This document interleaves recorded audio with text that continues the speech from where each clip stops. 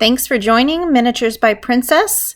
I'm here today to show you how I assemble my doghouse kit from my Etsy store, Miniatures by Princess. First, you take the roof pieces and you sand a beveled edge onto what will be the peak. And then make sure that you want to put the wording on the inside of your doghouse so it doesn't show on the outside. So I'm putting the glue on an edge on one of the sides and then glue on the other edge. Just a small bead of glue does the trick, and I'm using wood glue by Gorilla, so Gorilla wood glue. And then after you get both the edges off, if you have a gluing jig, it's perfect for this. I love my gluing jig. I didn't want to use it for the video though, so that you could see that it can be assembled without one. So now I'm putting glue on 3 edges of the back, which is the solid portion with the gable, the peak. Then you can clean up the glue if you like with a Q-tip or your finger, or I'm using a silicone tool. Just clean it up a little bit so that it's not so noticeable after it's all assembled. And then you're going to want to put put the front on. I actually forgot to take the masking off of this one, so I took the masking off, and then put the glue on 3 of those sides just like you did the back. And this is the part with the dog's name on it. And then just make all of that very flush so that it's all 90-degree angles everywhere, and clean up your glue. And then you're going to take your roof pieces, and I put the glue on the doghouse itself on the 3 edges. And then I put a little bead of glue on this first roof piece for the peak, where it was beveled, or use the sandpaper to bevel it, and then glue that on. And then I put the glue on the other 3 pieces, 3 sides, and attach the last roof piece. And to hold that together while the glue is drying, I just put a piece of blue masking tape on the gable, the peak. And there you have the assembly. Now to decorate, I love unicorn spit, because it can be both a paint and a stain. The more water you add to it, the more translucent the stain becomes. If you don't add any water, it's more like almost like an acrylic paint. And I sped this up a lot so that you didn't have to be bored with me painting. I did paint the engraving white prior to painting, even assembling the whole doghouse. It was just easier that way. I am going to be doing more of my own designs, and if you have a design in mind that you would like to see me create, please leave a comment below, and maybe I will get to your design and put it in my store.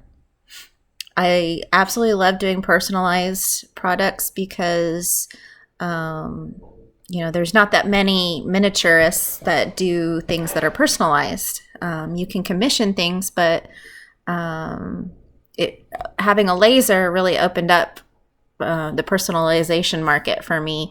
And I upgraded from a Cricut, and then had to deal with my basswood not being cut all the way through, and it was very frustrating, and my hand would hurt from trying to cut the wood. So I tried a table saw. I've tried scroll saws, but I really fell in love with my laser cutter when I got that. It just makes cutting even really quality cherry woods and walnut they cut like butter. And so if you're familiar with designing, in either Inkscape or Silhouette Business Studio, those kinds of things, I would highly recommend a Glowforge. It is not cheap, but it is definitely worth the money in my opinion.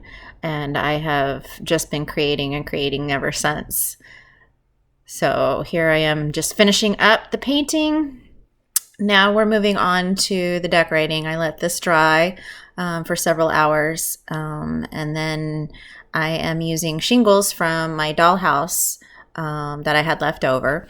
They weren't quite wide enough to do what I really wanted to do, which was have like an eave over the roof. As you can see, I had to move them all over so they were more flush with the edge of the roof. And again, I'm using Gorilla Wood Glue here. It seems to dry a little faster than like Aleene's tacky glue, but it is a little wetter going on, so sometimes things slip, and you have to hold them on or use tape to hold them. No big deal, but it is a lot stronger of a glue, in my opinion, that when it's finished and dried than Aleene's tacky glue. Although I have used that on other things too, and it's fine. It will work. All right, so the first layer of shingles on both sides are on, and I used whole shingles and flush with the edge. Now this next row, as you can see, you staggered them, so you have to cut one lengthwise for each side to finish that row off.